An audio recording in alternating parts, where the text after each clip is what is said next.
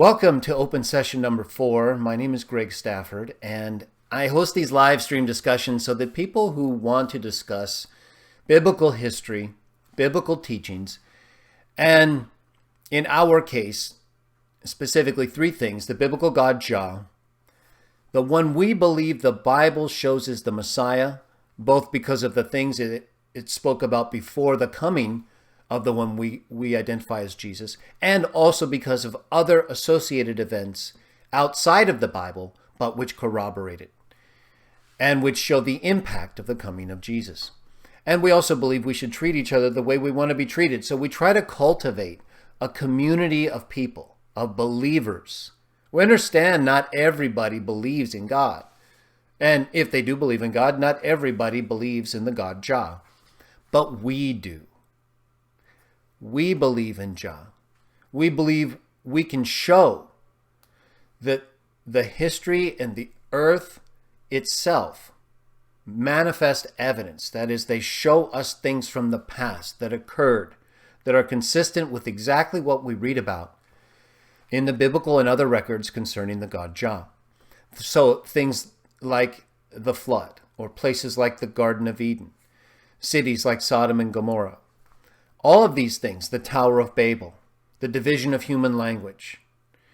So we believe these are all consistent with what we're presented with in the Bible where it concerns the God Jah. I say these things because in introducing what Jesus says, it's good for you to have an understanding, at least of where we're coming from, who we believe Jesus is. I don't want to just jump into a discussion about Jesus where he talks about bread and wine and these relating to his flesh and blood, and you not have some context of where we're coming from, why we recognize Jesus to this point where we involve ourselves with this ritual involving the blood and wine at all. It's because we believe he's the son of the God Jah, not Ra or any other god. We believe Jesus is the son of Jah, the great God, just like is stated in Dead Sea Scroll texts and in biblical texts, where he is the one that was sent to stand and shepherd in Jah's name, like Micah 5 says. We believe that there is one that Malachi, texts written before Jesus came, that speak of the one who would prepare for the coming of the Messiah, Jesus, and that we see fulfilled in John the Baptist, who baptized people in symbol of their repentance for the things they had done wrong. They were following the law or doing what they thought was the law at that time in accordance with their traditions, but they nonetheless saw the need to further repent, and so they went to John. And John was there to prepare them for, or those who were of that mindset, for the one who was to come after him. So this is sort of a brief history from the Garden of Eden to John the Baptist to Jesus, and why we believe in him at all. We believe he's a real spirit being, the one whom is Jah's firstborn. Just like Deuteronomy 21:17 says, the beginning of one's generative power. The Bible doesn't call humans or him first created. It doesn't have to. We're firstborn. We have a start to our life from those who gave us life. And that's how it is in a similar sense in the spirit realm. So we believe Jesus is of that nature, of the spirit realm, and that he came and lived in a body that Jah prepared. Okay, now why am I getting back to this? Because the body that Jah prepared is very important for many reasons, but the reason we use bread, as we're going to read in some of these texts, is because Jesus gave the body. That Jah spent all this time and gave all this opportunity to different humans over different periods and through events like the flood, so that we could be saved again and have life in another world, apart from the conditions and cycles that we see existing now, where we have essentially just death and some periods of enjoyment, but where we can never ultimately fulfill the way we were made, or at least the way we believe Jah made us. So that body was both prepared so Jesus could live in our view, the Micah 5 Messiah, the one whose origins are from early times. I wrote a whole article on it. discussing the original languages and the texts, and the text that was written before Jesus was born that uses the divine name, to show that only that text could only be fulfilled by one who came and who stood and who shepherded in the name of Jehovah. I'm using the anglicized form. I've written many articles about that too, if you're interested. So either way, we use Jah because it's in Revelation 19, Exodus 15, other texts, biblical and non, and it's the least disputed form. We have a whole video on that. So we're going to get into some of these texts and things, but I'm trying to set up for everybody the significance of Jesus' body. It goes all the way back to Eden, the seed that was promised, the preservation of different peoples, the choosing of Abraham, the not real sacrifice of Isaac, right? Because he did not have him do it, even though other nations were doing it. And it fit the context of that time. Jah just wanted to make sure he had in that line the traits necessary to further develop his son's body, who would then give his life. And if it wasn't demonstrated by Abraham and Isaac, it would have been somebody else. Jah would have made sure. But they did what was necessary, and so Jah chose them, and through them brought his son, who stood and who shepherded and who taught others in the name of his father, Jehovah. Jah. So this is why we believe it's so important. The body that Jah developed over all this time, and because of the promise that was even from earlier than Abraham, was given in sacrifice. Not because Jah demanded it, right? Did Jah demand Abraham sacrifice Isaac to the point of actually doing it? No. Did he demand that Jesus sacrifice himself all the way to the point of doing it? Well, Jesus said, if it's your will, let the cup pass from me. But who did it? Did Jah do it? He stopped Abraham from doing it. So Abraham did not do it. Isaac still later died. That was because of the sin inherent in all of us. It was the devil. It was Satan who entered Judas and who then betrayed Jesus and who motivated the events through to the point beyond even Pilate's seeming hesitation for sure, but seeming resistance to what was happening, and yet essentially forced the Jews to force Pilate or fear reprisal from Caesar, right? You let this man go, you're no friend of Caesar. And Pilate didn't believe in Jesus that much. It was the devil. It was Satan who caused it to happen the same way he caused the things that happened in Eden, though Jah allows it. He allows it to happen because Jah does not force people to do the right thing. He allows us to choose whether to do what is right or wrong. He didn't force Jesus. Jesus could have not followed through. His own comments tell us that. But he didn't follow his own will. Remember what I was talking about? This is that.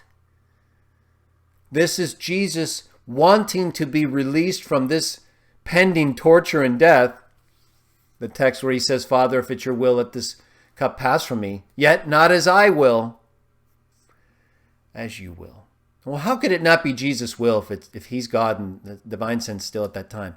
So we don't believe that's the case, but that he gave up his divinity to take on his humanity. That's what Philippians 2 teaches us. But for Trinitarians, I ask that question because here you have Jesus entirely surrendering himself as he's done to this point in an open way, where he openly states he doesn't want to do it, basically, or let it, we can all understand, especially if you didn't do anything deserving of what was about to happen.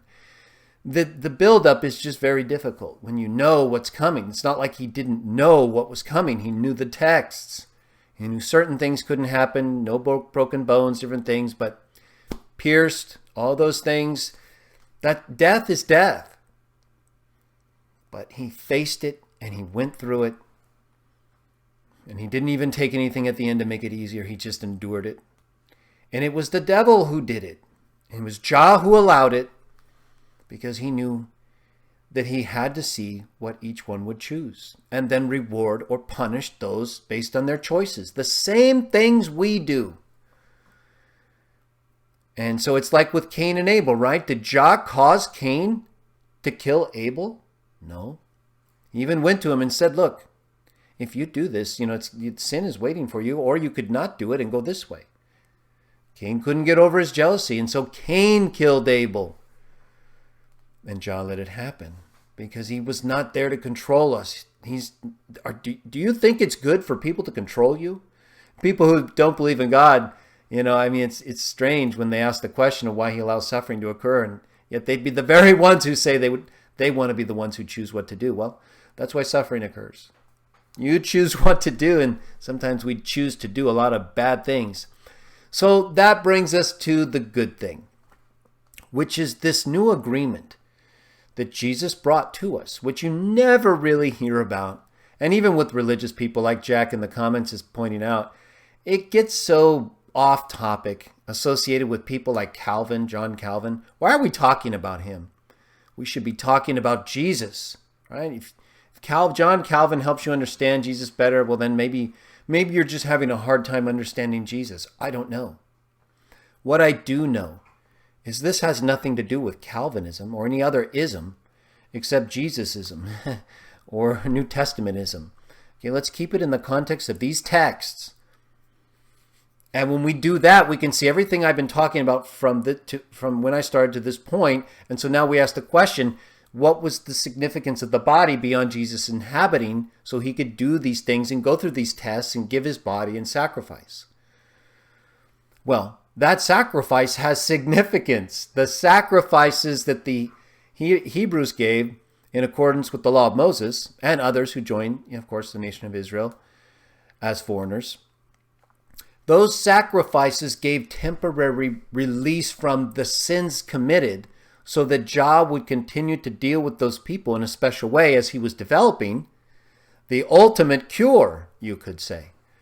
Right? Maybe not the ultimate, because ultimately, at least according to Revelation, the leaves of the trees that will sprout after the new earth is here are what will heal the nations. But in any case, to get there, we have to wash our robes and make them white in the blood of the Lamb, or at least proclaim the coming of the Lord, as we're going to read, the coming of the Lord Jesus, by partaking of his body and his blood figuratively. We'll talk about that. But essentially, I'm talking about the significance of the body, the development of the body in association with the promise in Eden, the seed, and the things done from Abraham all the way through to the coming of Jesus, so that the significance of the body is impressed upon you and you have context, right? We've only been talking for less than a half hour, and most of it's been about the significance of this body.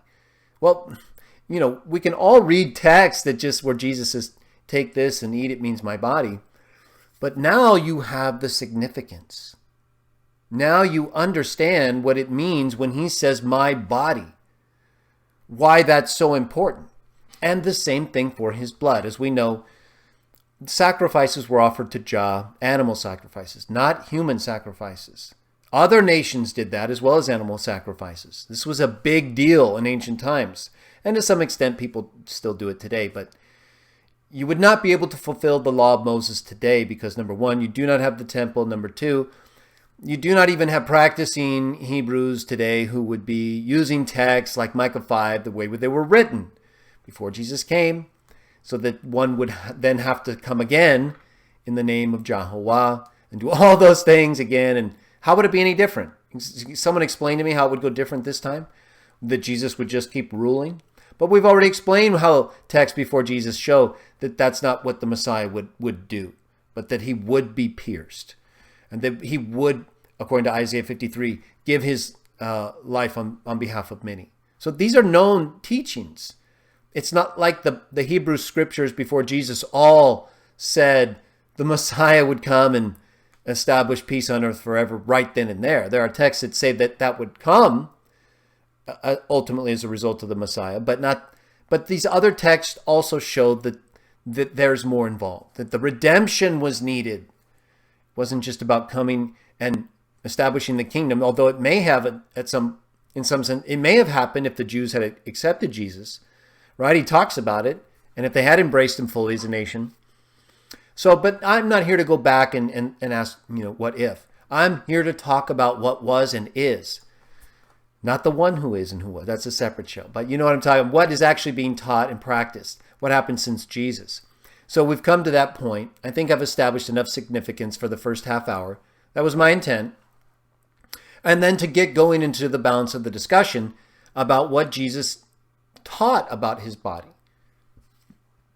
And the significance of the ritual involving the partaking of his body and his blood, figuratively by the use of unfermented bread and wine.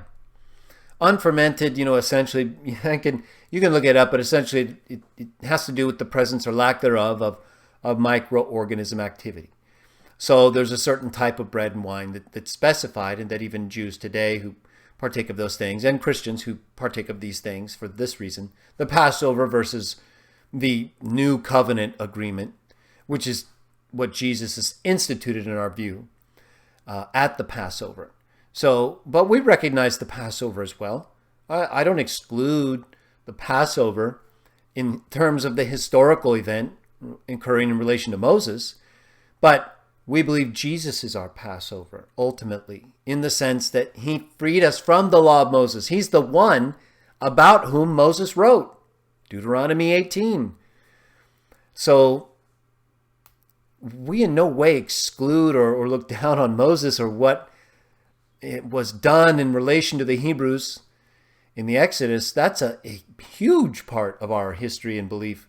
But we believe that God is also the God who sent Jesus, and that he gave his body and his blood in sacrifice, doing what he didn't want to do, at least at the point where it involved a lot of things that he wasn't made to experience: pain, suffering, death, torture, but that he nonetheless knew should be done because of everything that had happened, and because the one who had made everything that had happened is the one everything should happen for. Because otherwise, who is it for? You? For Jesus? Obviously, it wasn't for Jesus, right? Jesus wasn't doing it for himself. He said it right there. If he was God, equal to the Father, then there would not have been a problem, because he could have gotten himself out of his own situation by simply acknowledging that he was co-equal and that he didn't want to do this act.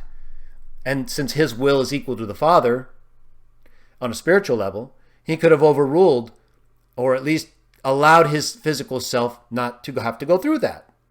So the Trinitarians just get caught in all kinds of traps, in my view, because they can't really explain these things, at least not according to the text. And then we get into all these later things, and division of nature, which doesn't really solve the problem either, just creates another one. In any case, I ask those questions because these texts so openly provide a basis for addressing certain beliefs that certain Christians or others don't want to talk about, but they love to criticize our view. When all we do is look at these texts and we see that Jesus is not doing his own will. He's following the will of his Father. And the Father's not forcing him to do it. He's letting him choose. This is exactly what he's letting us do. This is exactly what we're getting the chance to do.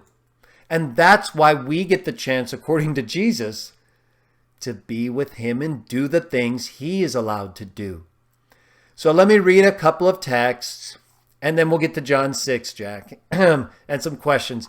I'm just going to read a couple so that you get the significance of why we partake of the bread and the wine.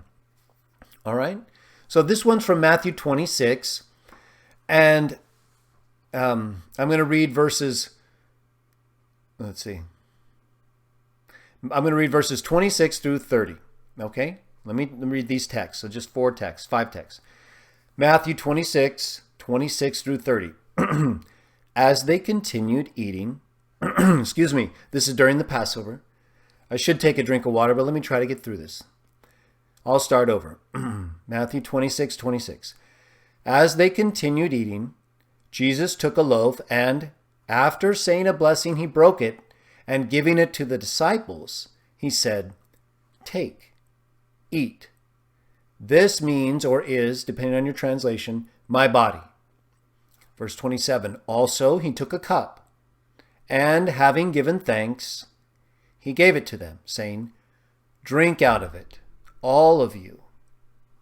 Verse 28, for this means, or is, my blood of the covenant, which is to be poured out in behalf of many for forgiveness of sins. Verse 29, but I tell you, I will by no means drink henceforth any of this product of the vine until the day when I drink it new with you in the kingdom of my Father. Verse 30, finally, after singing praises, they went out to the Mount of Olives. Excuse me. So here he explains the significance of really the blood. And he does identify the body that he's going to give. But in Hebrews, it talks about, and Psalms, that body being given to the Father. And you can imagine the effect that, why the Father then gave the Son all authority when you present something like that. And after not having to do it, him not forcing you to do it, you choosing to do it, even when you don't want to. That's very important. And then he explains that the blood was really poured out on behalf of our forgiveness of sins. So his body was given to Jah the Father, the one whose kingdom it is, that he says in verse 29, he will not drink again until he drinks it with them, with us, in that kingdom. That's how important it is. And then, of course, they went on singing psalms, praises to Jah. All right. Let me just read one more text, one more account about the drink, the bread and the wine. And let's see, I'm going to either read to you, I'm going to put these in the description, but I'm either going to read the Mark or the Luke account, just a couple verses. And I have them both here. I'm going to read the account in Luke, because Mark is pretty much the same as Matthew, and just a little different. Instead of kingdom of my Father, it says kingdom of God. Same thing, right? Because to us, God is the one God, the Father. Another Trinitarian text there, because they'd have to explain this identification between God and the Father in ways that really don't fit the terms the way they're used. They just fit the way they're reinterpreted because of later use. So anyway, back to these texts. Let me get to Luke. Luke 22, I'm just going to read a couple verses, then a couple verses in 1 Corinthians 11, and then John 6, Jack.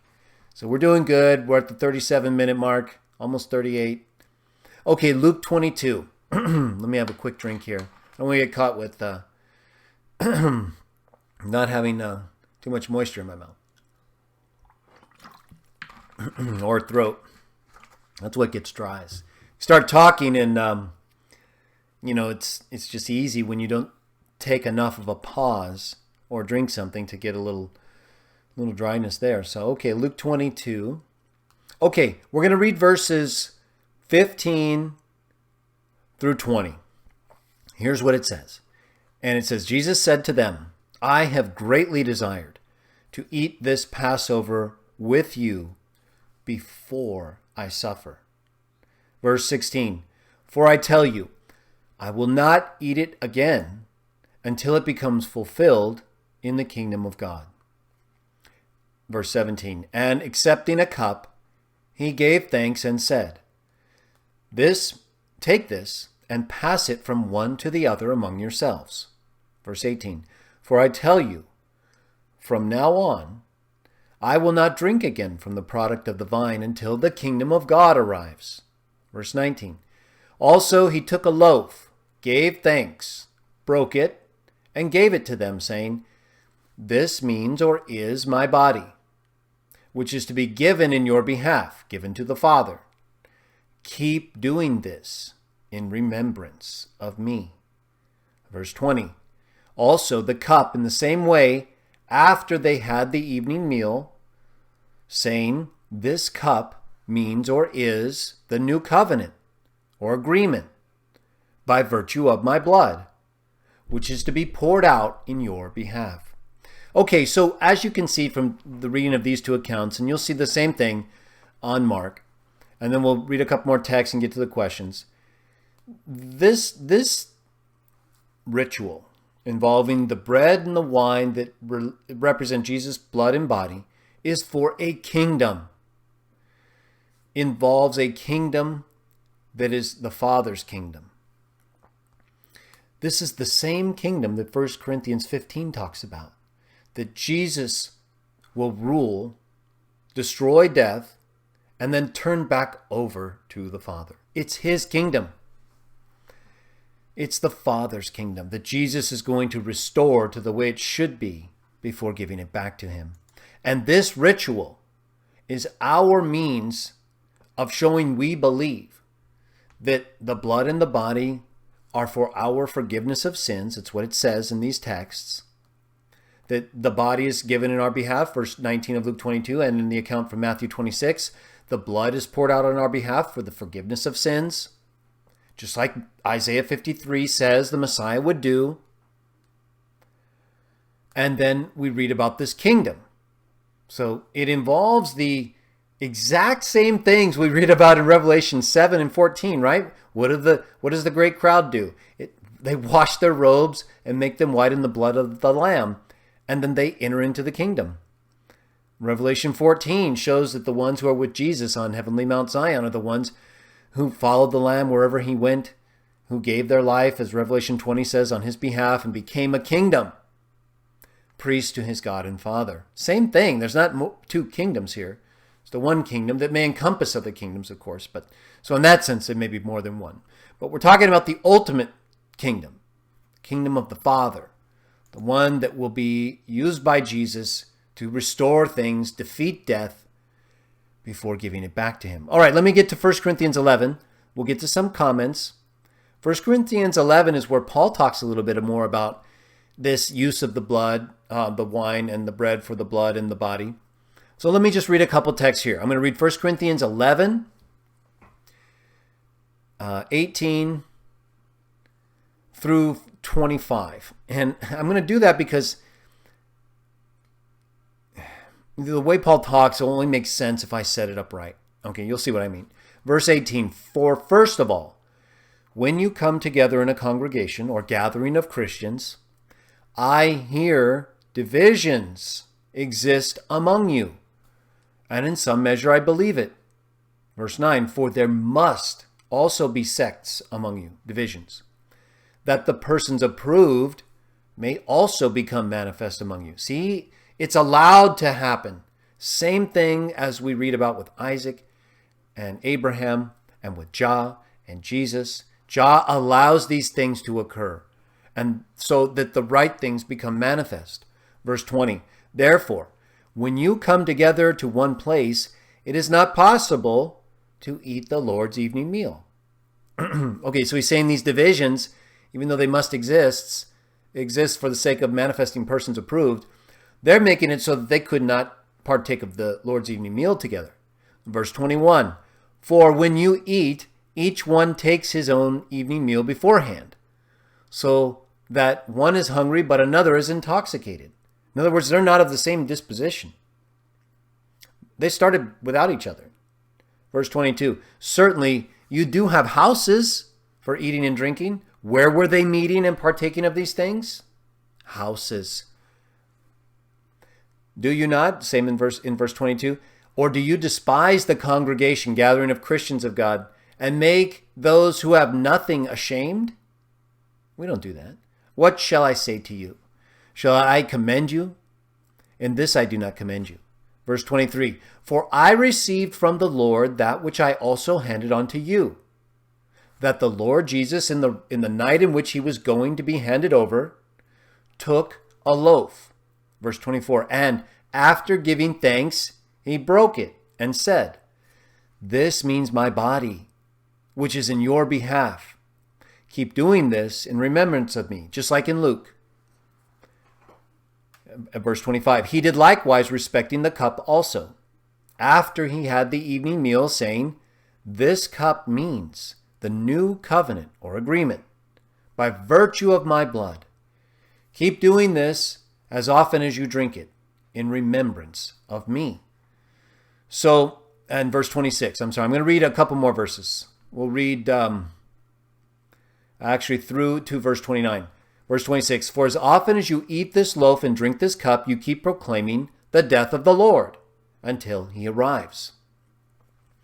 Consequently, whoever eats the loaf or drinks the cup of the Lord unworthily will be guilty respecting the body and the blood of the Lord. everything he's just been talking about to this point is about how they can't eat the Lord's evening meal together because they're doing it at different times, and one's satisfied or one's intoxicated, one's hungry. That's what he's talking about. It's the whole point of his discussion. He's not talking about some separate thing involving a calling that he doesn't even hear described. So you have to look at these things in context. And so let's look at verse 28. First, let a man approve himself after scrutiny. In other words, you know if you're intoxicated. You know if you've been satisfied. And thus let him eat of the loaf and drink of the cup. Okay, so if you've already been intoxicated and you can see that, self-approve yourself is what he's saying after scrutiny, then you don't drink. You don't get more intoxicated. Verse 29, for he that eats and drinks judgment against himself if he does not discern the body. What have we been talking about? Whether you're hungry, full, or intoxicated. Your body. And then whether or not this is causing them to fail to eat at all because of their division and condition. That's what he's talking about this whole time. So I wanted to go over this text and make a few comments. We can, of course, discuss it further. But let's see about John 6 now, Jack. All right, I have a few texts here that I'd love to kind of get into. But let me see what your comments are before I do that. And then we'll go from there. Because I don't want to just jump over into it. We can get to this in a moment.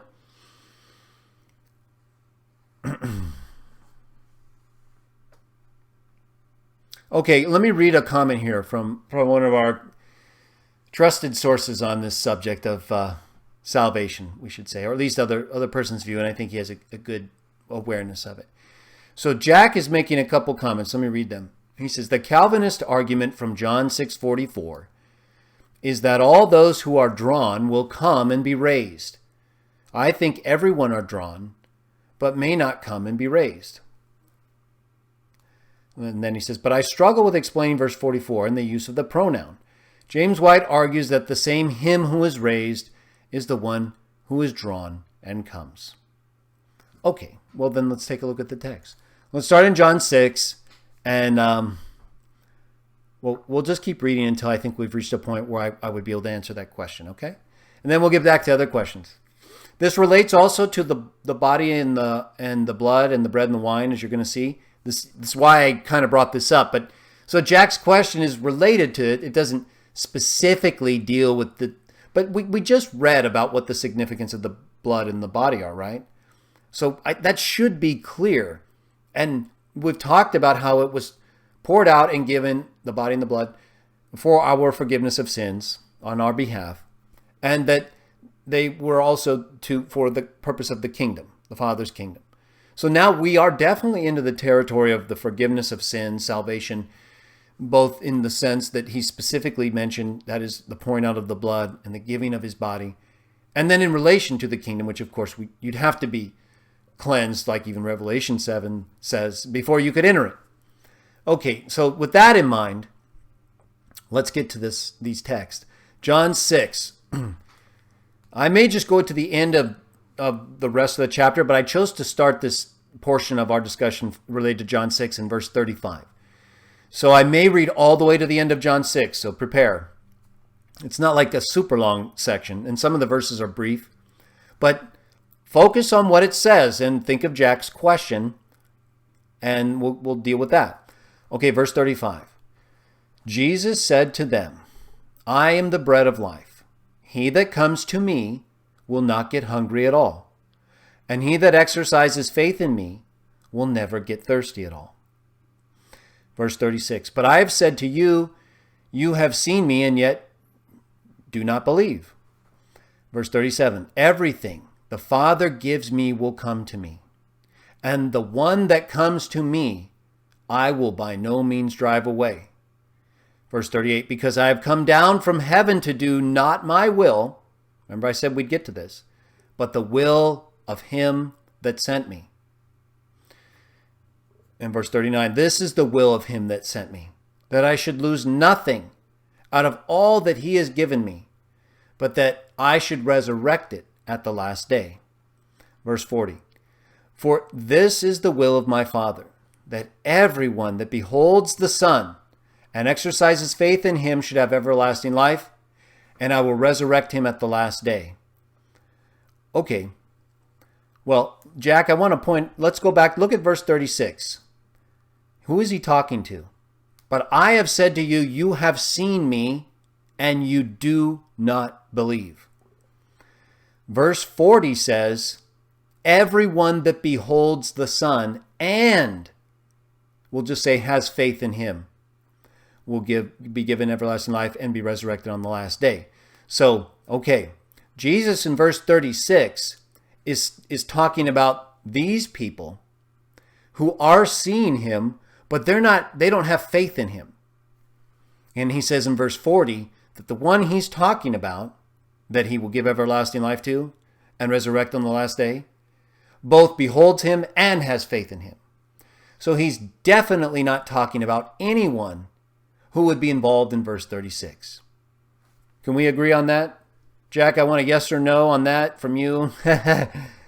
I know we'll get to the White's and others' views, but give me a yes or no on your view on that, and then we'll get going with the rest of the account, starting in verse 41. But I'd like to know if you agree with me to this point, that verse 40, the one beholding the Son and having faith in him, the one who's given everlasting life and who's resurrected, cannot be anyone included in verse 36. And now, Jack, if you need to think about that, just put that down so I don't wait too long. But I want to stay with this. Maybe I'll take a drink, right? Let's get this. Anyone else can comment too.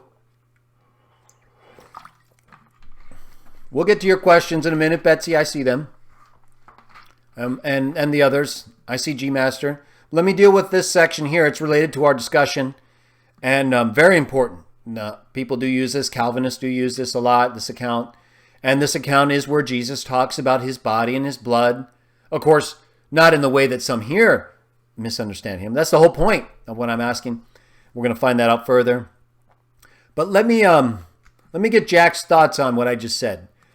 Verse 40 and verse 36. Are those the same people? I say no. I'm gonna say no on that, Jack. Now, maybe later they come to believe, but I'm talking about right now. So I'll give Jack another moment or two here. This is important because, well, if White and others want to bring up pronouns, I mean, you can, as you saw when I read, for example, verse 39.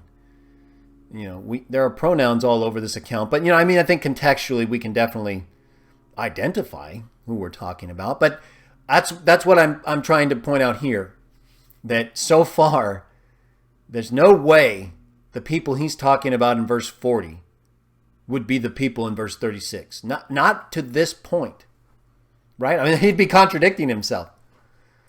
So I'll read with the rest of the account. Jack, you think about that, or if you may not, maybe you had to take a break, so maybe Jack wasn't with us. He'll hear it later, though. Okay, verse 41. Now notice, therefore the Jews began to murmur at him because he said, I'm the bread that came down from heaven. He's not really, they didn't murmur at him because of these other things, even though it's significant. But when he said he came down from heaven, they freaked out.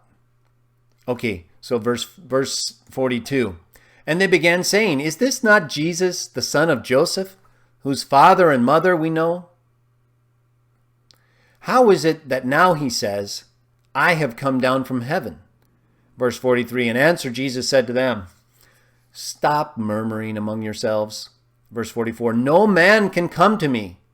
This is Jack's major verse here, the main verse.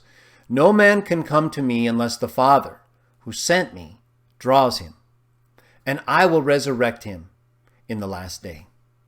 Okay, so I would say, I'm going to stop right here. And there's another application to a couple texts coming I'm going to make too. I think you guys will enjoy. But let's stay with this subject here. So Jack, now I would say that in verse 44, he's talking about the same people in verse 40. but that he's still not talking about the people who would be included in verse 36. Okay. So now, let me also... He says a little bit briefer. If you look at verse 44, everybody, we really have to ask ourselves a question here. Because in verse 44, it says, "No man can come to me unless the Father draws him." Okay, now, is it possible, Jack, that part of verse 44, "No man can come to me unless the Father who sent me draws him," that part is verse 36, people? Jack, what's your answer on that question? James White is getting a big insight right now, by the way. I don't mean that he can't understand the account. I just mean in terms of how we understand it. But that's kind of what I want him to have, if he hasn't gotten it by now. I mean, I know he prefers his own view. But my point is, when I read the text, this is how I go about it. Okay, so, Jack, think about that. I think the first part of verse 44 could include people in verse 36, because did they not come to him? Right? They definitely came to him. They're there. So the Father had to draw them according to verse 44. Yet, according to the rest of verse 36, they don't believe.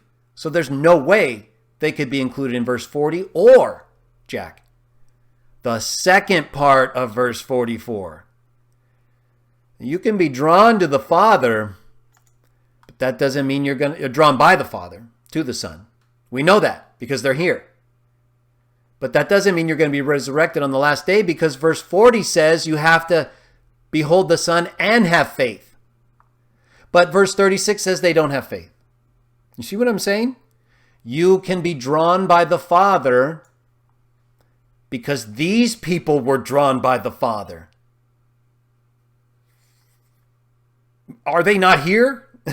It says in verse 44, "No man can come to me unless the Father draws him." The Father who sent me draws him. Okay? So if that is not true, then we have another problem. If that is true, then there's no way to exclude the verse 36 people from being drawn by the Father. Jack, this is very, very important. I know you know that, but I want to emphasize it. There's no way to exclude the verse 36 people from being drawn by the Father, because according to verse 44, no man can come to Jesus unless the Father draws him. But yet verse 36, the second part, "and yet you do not believe," proves you can be drawn by the Father and yet not resurrected on the last day, because verse 40 says you have to have faith, which the verse 36 people expressly do not have according to Jesus. And so that's how you understand the second part of verse 44. Yeah, okay, so verse 36 people are drawn.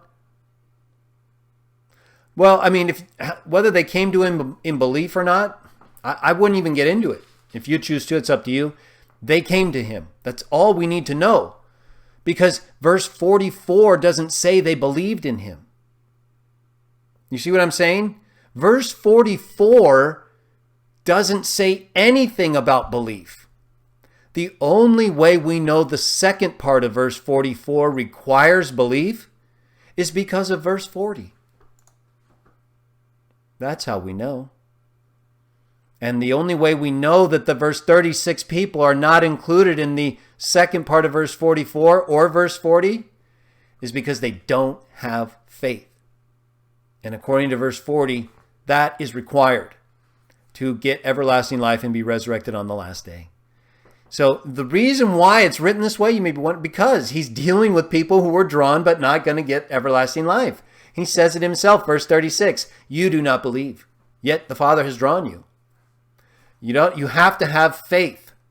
If you don't have faith, you can be drawn by the Father, whether you have faith or not. You can get into that, Jack, but my point is, you can be drawn by the Father. And in fact, these very people had to be drawn by the Father. They wouldn't be here because they're men and they do not believe.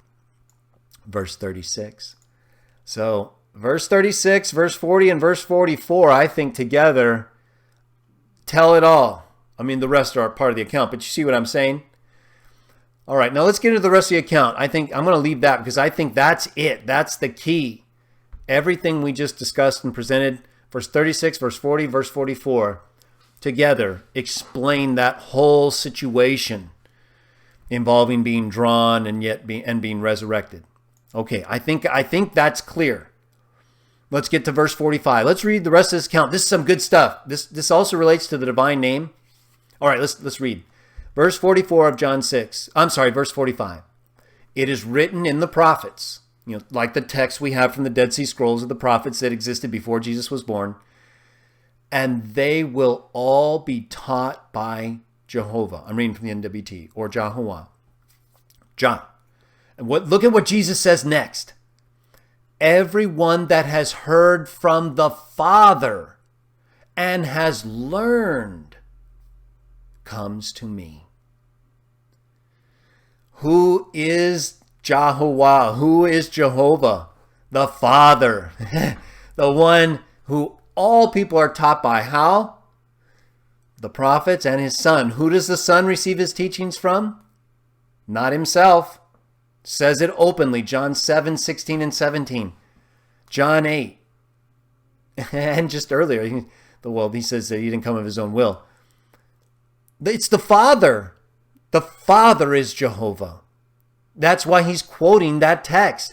And we know he used the divine name there because that's what the text uses. And as I showed in our divine name video, that the existing text that we have showed that the divine name was used. Jesus used it here, fulfilled Micah 5, and showed us that it's the Father who's teaching all of us. And he's drawing us with that teaching so that we can come to Jesus and then have faith or walk away. Let's see what these people do. Verse 46, not that any man has seen the Father. Who is it that John said in John 1:18, no one has seen? No man has seen God at any time. Jesus, John 6:46, no man, not that any man has seen the Father. That's not what I mean. Except he who is from God. This one has seen the Father. Most truly I say to you, verse 47, he that believes has everlasting life. Who has seen God? Jesus. He's from God. He's talking. Look at verse 46. No man has seen the Father. Not that any man has seen the Father. Except he who is from God. This one has seen the Father. So Jesus had to have seen God in a non-man sense. No man has seen the Father. That includes him as a man. But as the one from God, when he was with God, like John 1:1 says, except he. It would have to be a real person, right? Not like some Unitarians believe that he wasn't really personally existing before or when he existed with God, because how could he have seen God in the same way men do? The parallel wouldn't fit. The only way the parallel fits is if he was a real person who existed with God, like John 1:1 says, and saw the Father because he was with him. Okay, let's jump down to verse 48. I am the bread of life. Your forefathers, verse 49, ate the manna in the wilderness and yet died. Verse 50. This is the bread that comes down from heaven, so that anyone may eat of it and not die. Anyone. Verse 51, I am the living bread that came down from heaven. Remember, we've been talking about the bread and the wine and the body and the blood. If anyone eats of this bread, he will live forever. And for a fact, the bread that I shall give is my flesh in behalf of the life of the world. Verse 52, therefore the Jews began contending with one another, saying, how can this man give us his flesh to eat? Verse 53, accordingly Jesus said to them, most truly I say to you, unless you eat the flesh of the Son of Man and drink his blood, you have no life in yourselves. Verse 54, he that feeds on my flesh and drinks my blood has everlasting life, Jack, and I shall resurrect him at the last day. How do you get resurrected at the last day? You have to feed on the flesh and drink the blood. That is activity. That is the faith he's talking about in verse 40. That they don't have according to verse 36. That we're going to see manifested here in just a few other verses. Don't forget verse 54 though, Jack. Verse 55, for my flesh is true food, and my blood true drink. Verse 56, he that feeds on my flesh, this is Jesus talking to the verse 36 people. He that feeds on my flesh and drinks my blood remains in union with me, or in me, or with me, and I in union with him. Verse 57, just as the living Father sent me forth, and I live because of the Father, he also that feeds on me, see, he's explaining what he's talking about. Even that one will live because of me. Verse 58, this is the bread that came down from heaven. It is not as when your forefathers ate and yet died. He that feeds on this bread will live forever. Verse 59, these things he said as he was teaching in public, openly. Assembly at Capernaum. Verse 60, therefore many of his disciples, when they heard this, said, this speech is shocking. Who can listen to it? Now, what is it? It uses the word disciples, followers, students.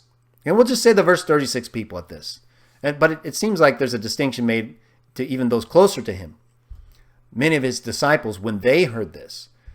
Verse 61, but Jesus, knowing in himself that his disciples were murmuring about this, said to them, does this stumble you? Verse 62, what therefore, if you should behold the Son of Man ascending to where he was before? With the Father in heaven, John 1:1, verse 63, it is the Spirit that is life-giving. Psalm 104, you send forth your Spirit, they are created. Back to verse 63, the flesh is of no use at all. The sayings I have spoken to you are spirit and life. Verse 64, but there are some of you that do not believe. Okay? They're there. They have been brought to him by the Father. Because no man can come to him except by the Father. We've read that in verse 44. And they're here before Jesus. And he says directly to them,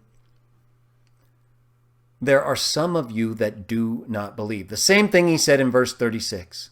And then verse 64 goes on to say, for from the beginning Jesus knew who were the ones not believing and who was the one that would betray him.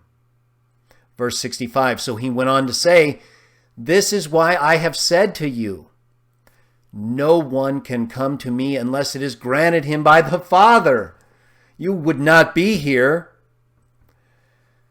You would not be here unless the Father brought you, just like I said in verse 44.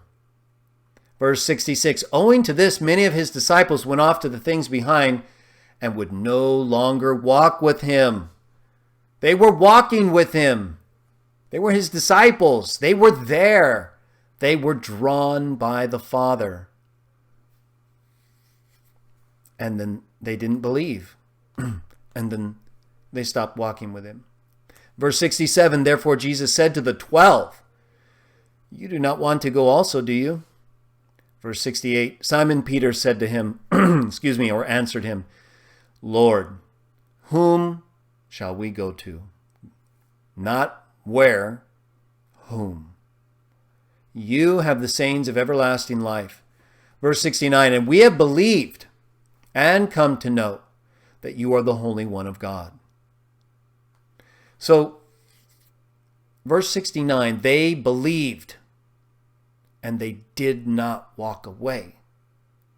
The others who didn't believe but who were drawn by the Father to Jesus didn't believe and they walked away. To me, the account is very clear, and I think that it can be complicated at times, mostly by those who promote other views associated with different people than Jesus. You'll know that by the way what they call themselves, right? A tree is known by its fruits and often by its name. But either way, we look at the teaching. Let's focus on that. Let's try not to give people names, but we got to look at things. The fact is, though, we've answered that question. We have shown clearly that you can be drawn by the Father to Jesus. You can be right there listening to him and still not believe and walk away. But you can also be drawn by the Father to Jesus and believe and not walk away. And you can show that by the way you act, the things you teach, and by the ritual that we call the Lord's evening meal. The use of the bread and the wine to symbolize Jesus' body and blood poured out on our behalf for the forgiveness of our sins and for the kingdom of the Father, Jehovah, God, that will bring an end to death and restore the earth to the way that Jah meant it to be. So let's take a look at some of your questions and see what else we can talk about. I think we got the John 6 part done, though, Jack. And at least where it concerns the issue of those who are resurrected on the last day. I mean, I think that's just very clear.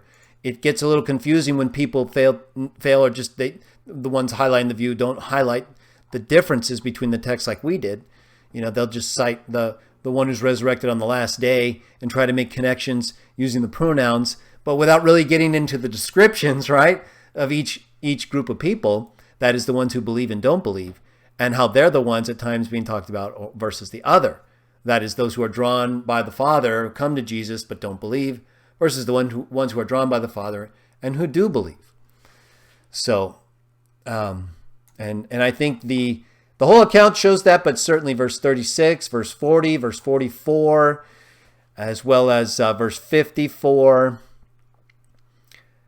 and verses 57 and 58 really and 50 and 60, because it shows their lack of faith. They're walking away. So a lot of the verses, but there were several parallel texts using the one descriptions like being resurrected on the last day, and those who do not believe, those who believe, and that no one can come to the Father unless the Father draws them. So I think by association of those texts, the way that we did, and looking at their differences and similarities, you can see that people can be drawn by the Father to Jesus because of the things that the Father, Jehovah, has taught.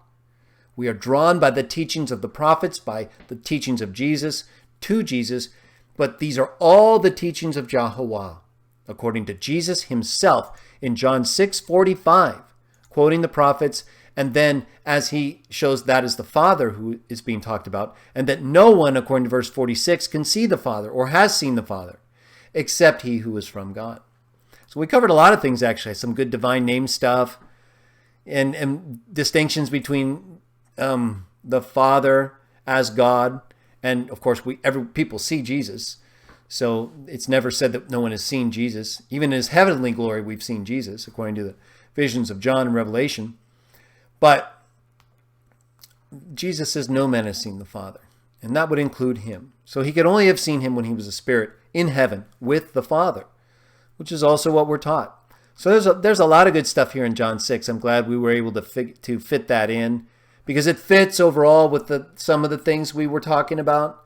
The bread and the wine, the new covenant, for the forgiveness of sins, for a kingdom. Everybody can be a part of it.